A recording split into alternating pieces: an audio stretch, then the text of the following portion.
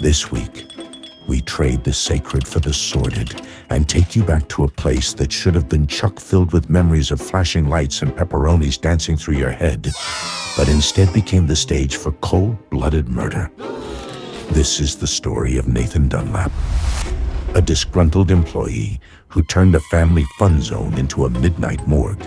It's a tale of cheesy arcade prizes, festering resentment, and a 4-count body bag finale that Colorado will never forget.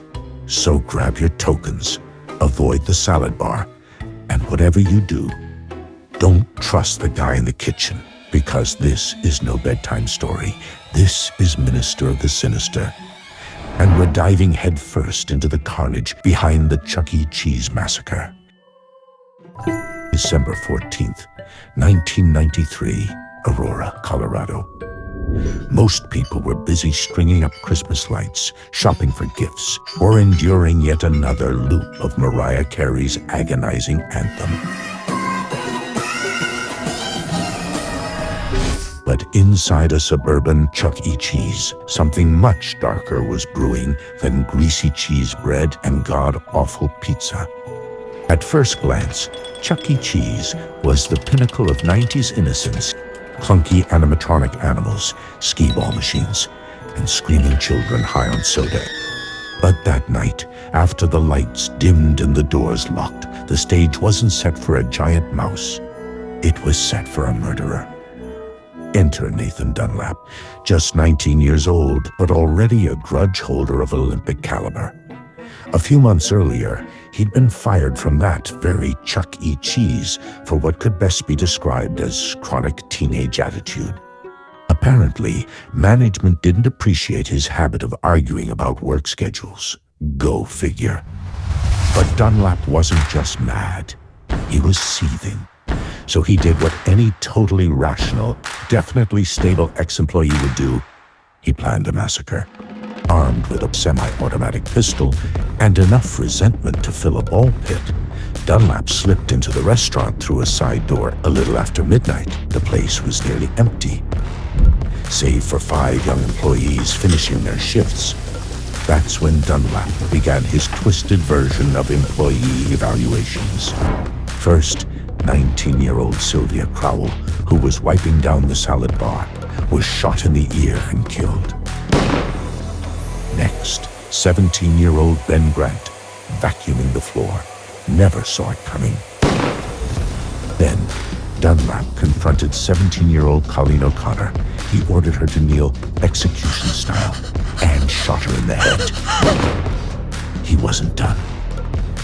In the break room, he found 50-year-old Marge Kohlberg, the manager, counting out receipts.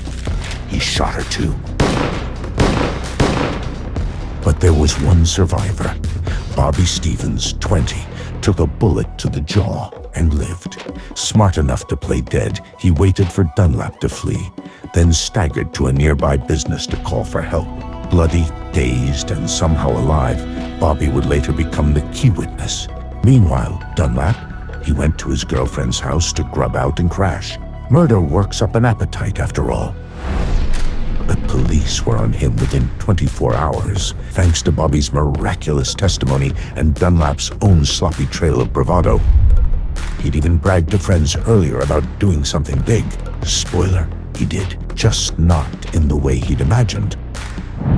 In 1996, a jury saw through the eye had a bad childhood, defense, and sentenced Nathan Dunlap to death. But time, politics, and shifting winds had other plans. In 2020, Colorado abolished the death penalty. Governor Jared Polis decided that if Dunlap couldn't be executed under the law, instead, his sentence was commuted to life without parole. So Nathan Dunlap now gets to rot slowly in a cell, which, frankly, is still more humane than what he gave his coworkers.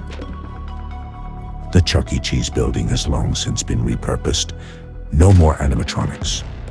No more tokens. But if you ask the locals, the place still carries a chill. Because once upon a time, in the house of a giant cartoon rat, evil came to play. And it didn't come for pizza. It came for revenge. So there you have it. A place where joy went to die. And a man with a grudge left a permanent stain on a children's pizza party franchise. Nathan Dunlap got caught. He got convicted. And for now, he's still serving that death sentence, waiting, rotting, and maybe wondering if all that blood was worth a minimum wage paycheck and a petty vendetta. But we'll all just let the devil sort this one out. This has been the Minister of the Sinister. And remember, salvation is optional, but sin makes a way better story.